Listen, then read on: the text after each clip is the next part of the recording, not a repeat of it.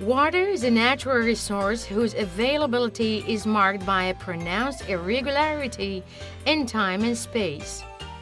It is, moreover, highly vulnerable to the adverse effects of human activities. The Water Act reiterated that it is a scarce resource and aimed to establish a national water policy based on a forward-looking vision that takes into account, on the one hand, the evolution of resources and, on the other hand, the national water needs.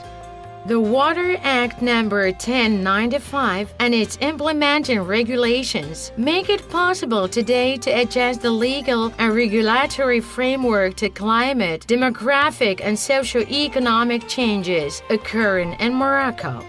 This law was adopted unanimously by Parliament in July 1995.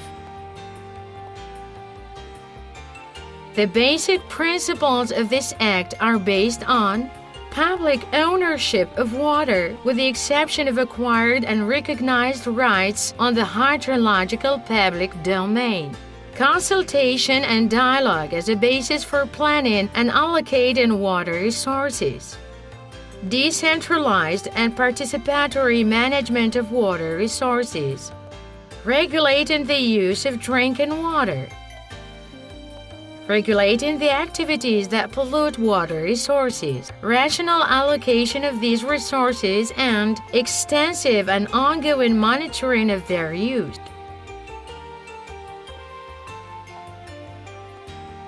The Water Act aims to establish a national water policy that provides for legal provisions concerning rationalizing the use of water, solidarity between regions, widespread access to water, securing the country's water supply, reducing disparities between city and countryside, and applying the user pays and polluter pays principles.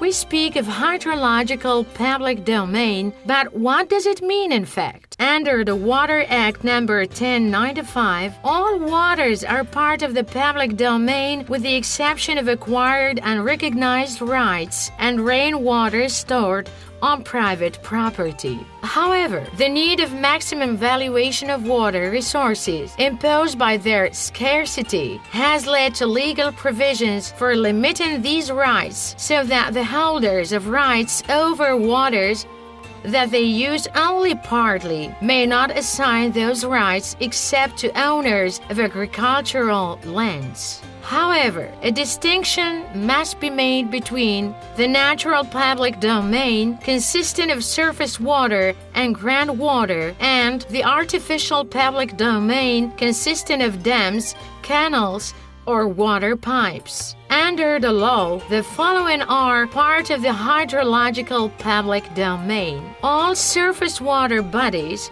weddies, springs, lakes, ponds, salt flats, lagoons, as well as groundwater, dikes, dams, aqueducts, pipelines, water lines, SIGAS over irrigation canals, and any structure built by the state or on its behalf. Any existing water withdrawal points should be filled. Authorizations and concessions relating to the hydrological public domain are granted by the Water Basin Agency after completing a public inquiry. Such authorizations and concessions give rise to the payment of application fees and a charge. The concession does not grant its holder any ownership right on the hydrological public domain. The authorization is granted subject to the rights of third parties, and its duration may not exceed a renewable term of 20 years. This authorization may be modified, reduced, or revoked by the Water Basin Agency due to public interest. Any natural or legal persons seeking authorization for using water for the irrigation of agricultural lands are required to submit against receipt their project to the Basin Agency. No agricultural project can be approved when the conditions of execution envisaged in it may bring about the degradation of water resources or arable soils. Prediction of sanctions and the creation of a water policy force aim to prevent any illicit exploitation of water and any act that may alter its quality. In addition to the judiciary police, the sworn agents appointed by the administration and basin agencies for this purpose are responsible for identifying the breaches of this law and its enforcement regulation. The said agents and civil servants have access to wells, boreholes, and any other work or facility for catchment, collection, or discharge purposes. To the competent jurisdictions. In the event of a flagrant offense and under the conditions provided for by law, the agents and officials shall have the right to stop the works and confiscate the objects and items whose use constitutes an infraction. If necessary, these agents and officials may require the intervention of the law enforcement authority. The basin agency shall have the right, as a matter of regular procedure, to close catchments recognized as having been made without a right or without authorization.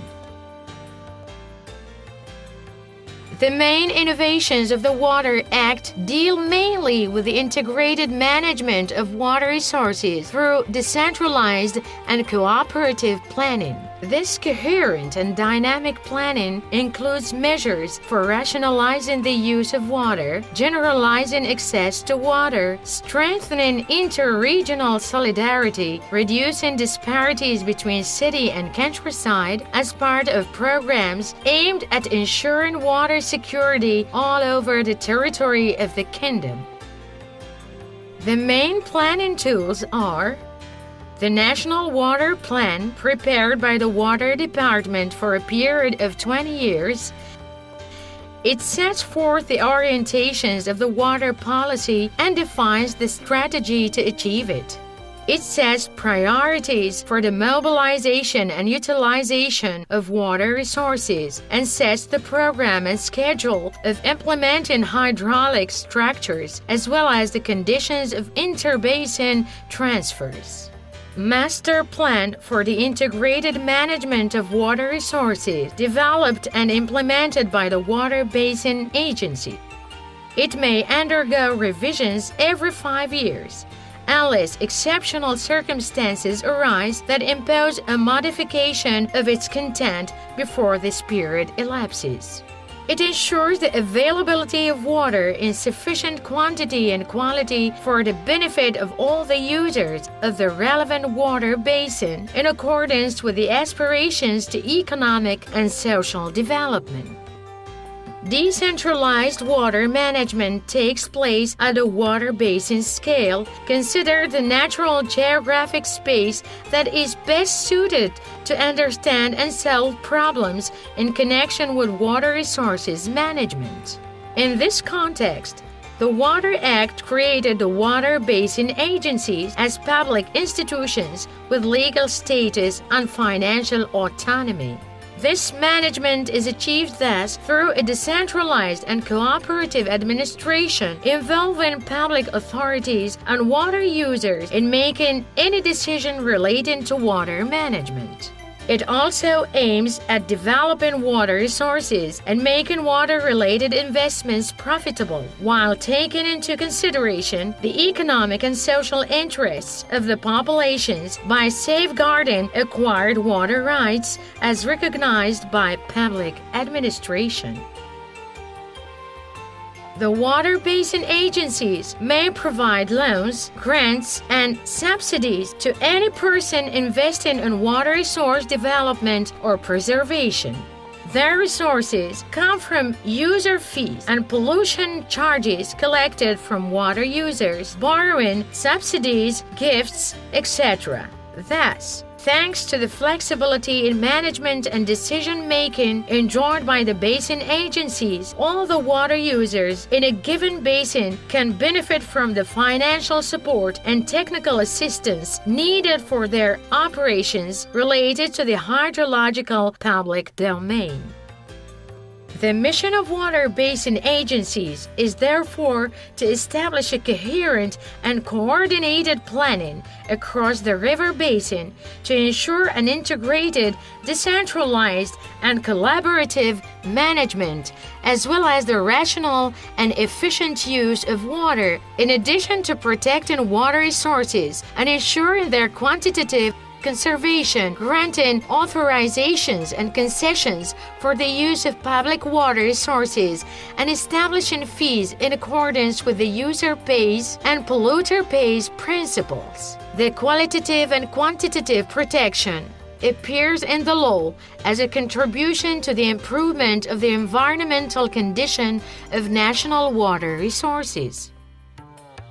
Public administration sets the quality standards of water according to its intended use.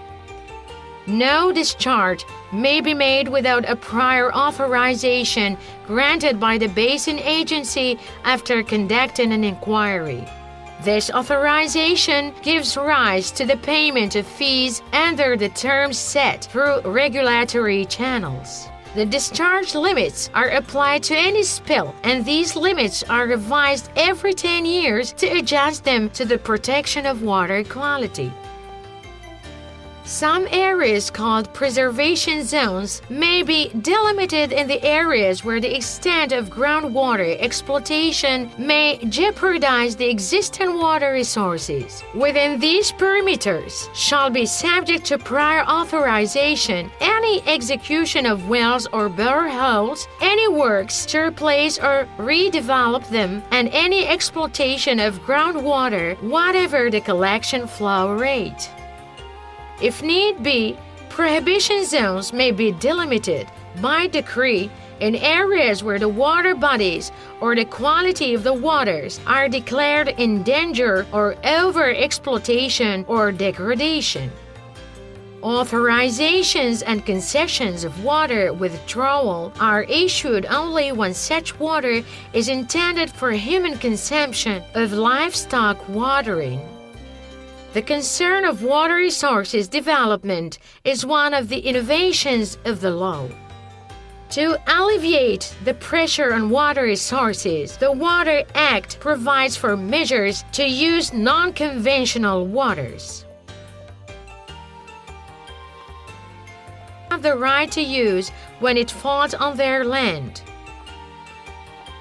The reuse of treated wastewater.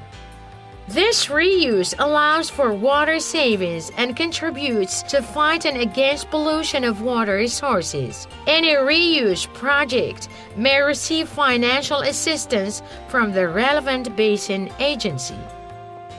Extreme events are taken into account in this act. In the event of water shortage due to over-exploitation or exceptional events such as drought, natural disasters, or force majeure, the administration declares the state of shortage, defines the disaster area, and decrees temporary local regulations for the purpose of ensuring the priority of water supplies to populations and livestock watering. Further, in some regions, areas may be declared domestic water supply areas. Regarding flooding, the law provides for measures to prevent the risk of floods.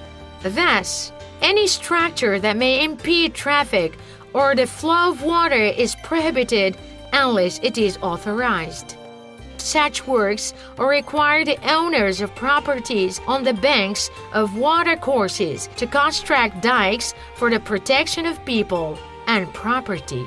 Last, it is forbidden to plant crops, build structures, or store material on lands located between watercourses and protective dikes. Financial aspects and incentives are provided for by the Water Act. Based on the user pays principle, any natural or legal person using the waters of the hydrological public domain shall be subject to the payment of a fee for using the water. The recovery of these charges can be pursued with both of the owner and the operator, which are jointly and severally liable for the payment thereof. The polluter pays principle implies that each spill must be reported and is subject to a fee which is proportional to the pollution load of the water discharged. It is the Water Basin Agency which is responsible for providing any financial aid and services, particularly technical assistance, to the public corporations or individuals who request them, either to prevent pollution of water resources or with a view to developing or using the hydrological public domain. The Board of Directors of the Water Basin Agency allocates then the collected pollution charges to specific pollution abatement actions.